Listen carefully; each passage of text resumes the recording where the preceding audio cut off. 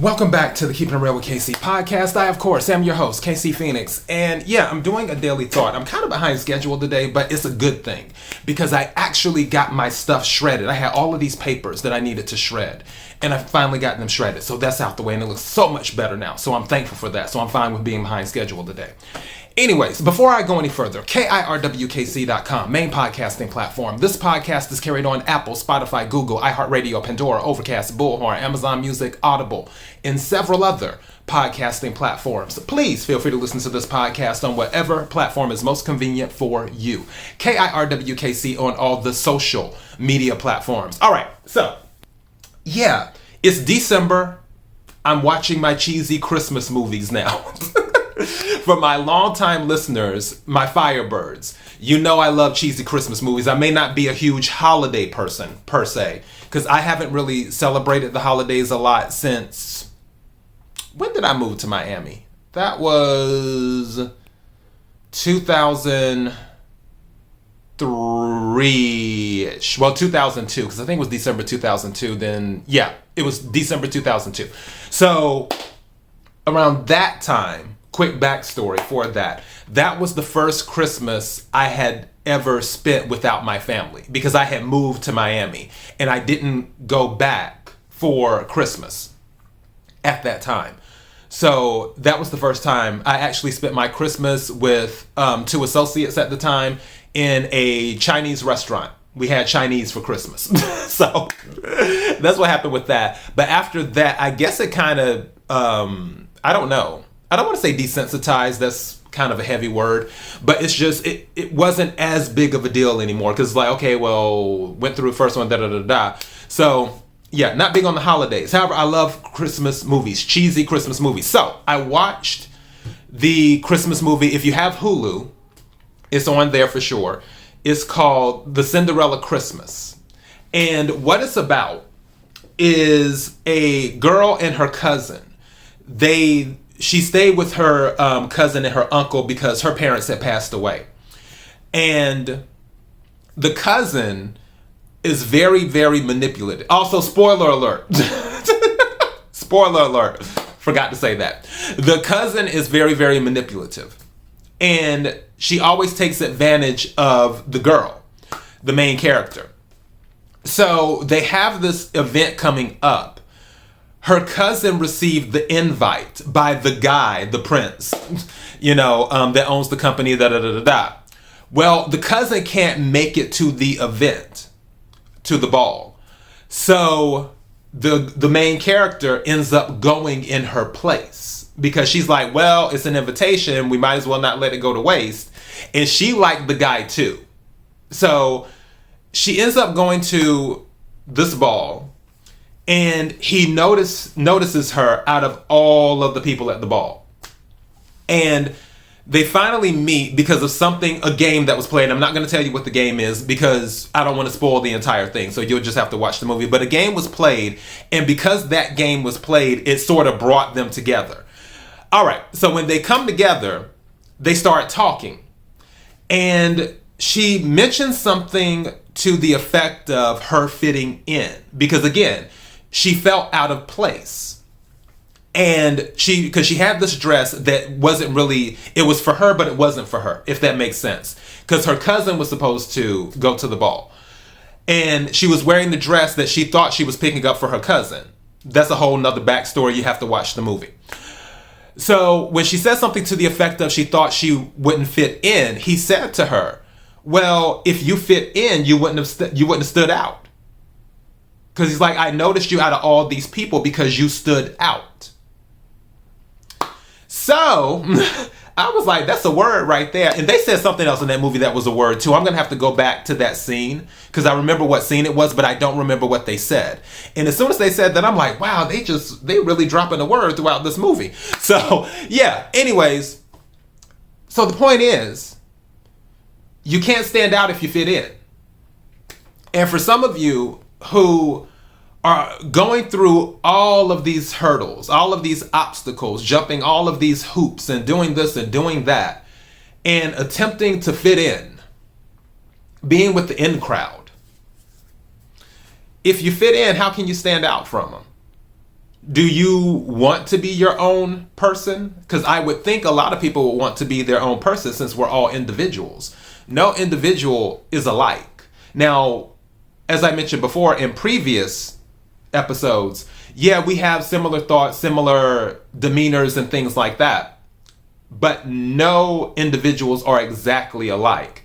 You know, I was talking to my mother before she got upset about the funeral thing. For those who have been following the show, you know what I'm talking about.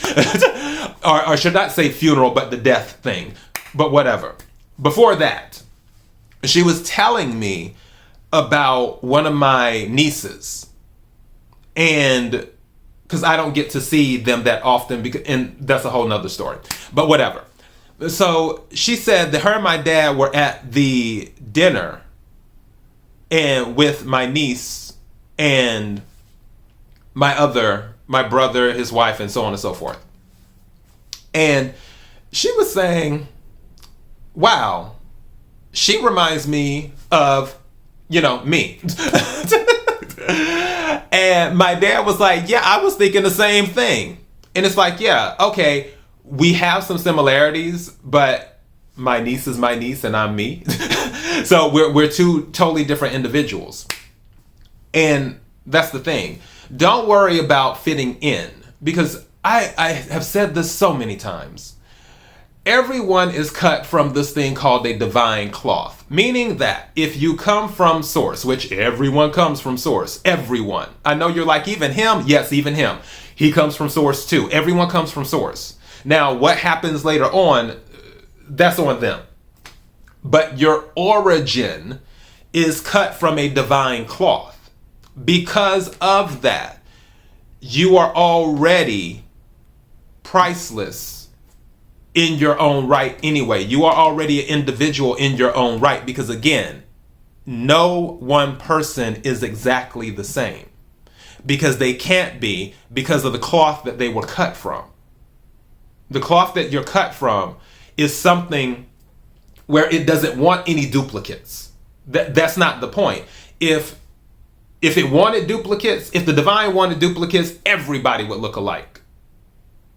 If that was the case. But you weren't cut from that cloth. You were cut from a divine cloth, which is why you're an individual. You don't always want to fit in with people. And one thing that I've learned too throughout the years, I mean, I've been around a while, is that sometimes when you get into these so-called groups, even if you're not looking to be in the groups, and for those who are looking to be in the groups, when you get into these so-called groups of people that you're like, oh, I'm fitting in, that's awesome. Sometimes it's kind of, what's the word I'm looking for? Anticlimactic is coming to mind right now. That's the word that's in my head. Anticlimactic. Where it's like all of this build up, and then finally you're in the club. And then once you're in the club, you're kind of like, and I shaved my legs for this. Really? So you don't always want to fit in. I'll tell people never fit in. I mean, if people get along with you, great, but don't make that your mission. As in, oh, I have to get along with everybody. Oh, I have to fit in with this group or whatever. Because if being you, the person, doesn't mesh with the group, that's not a bad thing. That's just the individuality thing. That's what that is. You're not groupthink. You're not like everyone else. And that's the whole thing with what he was telling her. That's sort of the message for other people too. It's like, it's hard for you to fit in because you're not like everyone else. And this was a man who had women throwing themselves at him. She wasn't like that.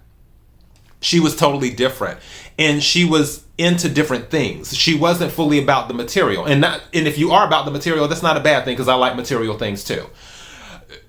The thing is that she wasn't about that. She was about the stuff. I guess now that song is playing in my head with Luther Vandross and Janet Jackson, The Best Things in Life Are Free. So it's kind of that energy is what it was with her. But she was able to get the quote unquote prince, even though he wasn't a prince. He was just like the heir of a huge empire or whatever. She was able to get the prince because she wasn't like everyone else, because she didn't fit in. That's why she was able to get the prince. If she fit in with everyone else, he wouldn't have paid any attention to her. So it's okay not to fit in, because again, if you fit in, you can't stand out. And that is my daily thought. KIRWKC.com, main podcasting platform. This podcast is carried on Apple, Spotify, Google, iHeartRadio, Pandora, Overcast, Bullhorn, Amazon Music, Audible, and several other podcasting platforms. Please feel free to listen to this podcast on whatever platform is most convenient for you. KIRWKC on all the social media platforms. Till next time, be blessed.